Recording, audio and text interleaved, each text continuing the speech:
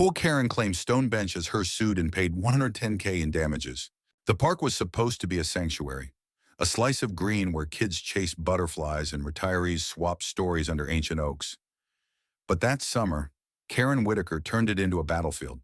Her shrill voice, barking about her rights, was the first thing you'd hear stepping into Meadowview Park.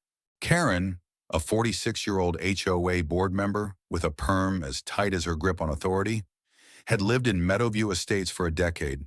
She was the kind of neighbor who'd measure your lawn with a ruler and leave passive-aggressive notes about your mailbox shade of beige.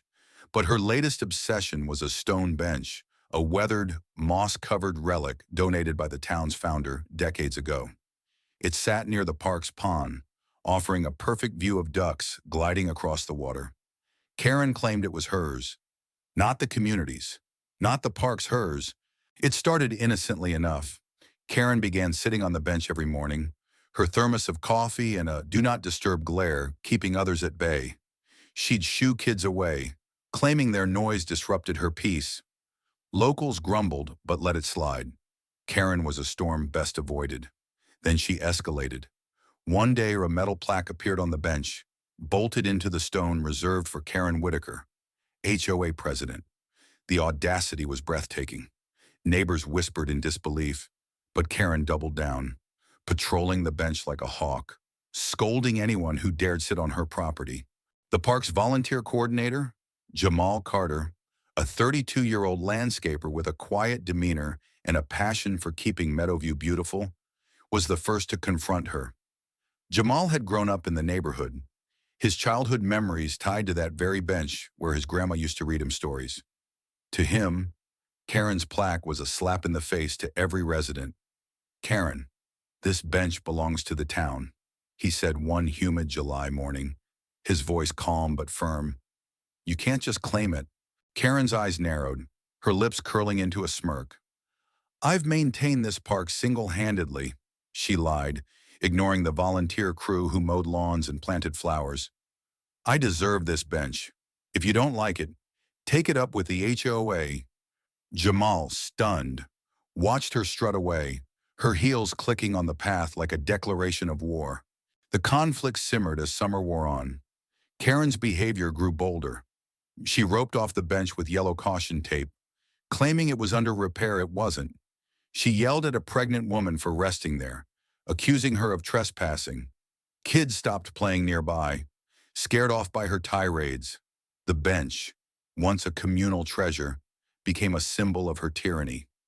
Neighbors posted complaints on the community's online forum, but Karen, who moderated it, deleted them. She even started a petition to formalize her ownership, forging signatures from anonymous supporters. Jamal, meanwhile, rallied the community.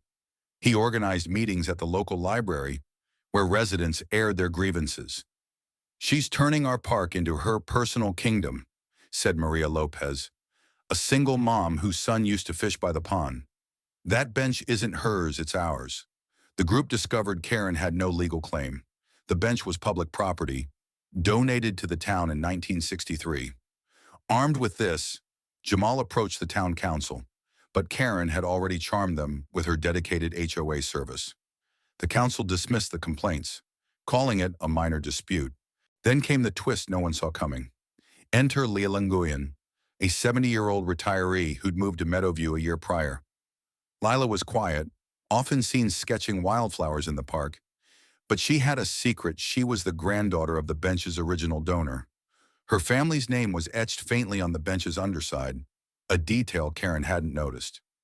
Lila had stayed silent, hoping the drama would resolve itself, but Karen's antics pushed her to act. At a community meeting, Lila stood up, her soft voice cutting through the room. "My grandfather built that bench for everyone," she said, holding up a faded photo of the bench's dedication ceremony. Karen's defiling his legacy. The revelation hit like a thunderbolt. The crowd erupted, emboldened by Lila's proof. Jamal seized the moment, organizing a petition to remove Karen's plaque and restore the bench to public use. Hundreds signed, and the town council, now embarrassed, couldn't ignore it. But Karen wasn't backing down. She hired a lawyer, claiming the bench was on HOA-adjacent land and thus under her control. She even spray-painted property of KW on the bench in bright red, defacing its stone surface. The act was a gut punch. Kids cried, seeing the vandalism, and retirees shook their heads in disgust. The park's harmony was shattered, the bench now a scarred monument to her ego. The conflict exploded at the annual Meadowview Park Festival, where the entire town gathered for music, food, and games. Jamal had planned to unveil a community-funded plaque honoring Lila's grandfather, but Karen crashed the event, dragging a megaphone. "This bench is mine," she shouted, standing on it like a conqueror. "You people are ungrateful." The crowd booed, and Jamal, fed up, stepped forward. "Karen, you vandalized public property and bullied this town long enough," he said, his voice shaking with years of pent-up frustration. "Step down, or we'll make you." Karen laughed, but the crowd wasn't laughing. Maria's son, 10-year-old Diego, threw a water balloon at her, drenching her blouse. The crowd roared with laughter, and Karen, humiliated, stormed off, vowing revenge. That night, she filed a lawsuit against Jamal, Lila, and the town, claiming emotional distress and defamation. She demanded $500,000 in permanent ownership of the bench. The town was stunned. Karen's audacity had reached new heights. The lawsuit was a circus. Karen's lawyer argued she'd improved the bench with her plaque and deserved compensation for her stewardship. But Jamal and Lila's legal team, funded by community donations, presented damning evidence: photos of the vandalism, testimonies from neighbors, and Lila's family records proving the bench's public status. The judge, a no-nonsense woman who'd grown up in Meadowview, wasn't amused. "Ms. Whitaker," she said, "you've defaced a public treasure and harassed your neighbors. This stops now." The verdict was a bombshell. Karen was ordered to pay $110,000 in damages, $50,000 for bench restoration, $50,000 for community distress, and $10,000 in legal fees. Her plaque was removed, the bench professionally restored, and a new plaque installed, reading "Dedicated to the Nguyen family, for all to enjoy." Karen was also banned from HOA leadership and faced a restraining order from the park. The courtroom cheered as she sat, stone-faced. Her empire crumbled. The aftermath was bittersweet. The bench was free again, and kids returned to play nearby, their laughter echoing across the pond. Lila, now a local hero, sketched quietly by the bench, her grandfather's legacy restored. Jamal was hailed as a champion, though he brushed it off, saying, "It was about community, not me." But Karen's downfall left a mark.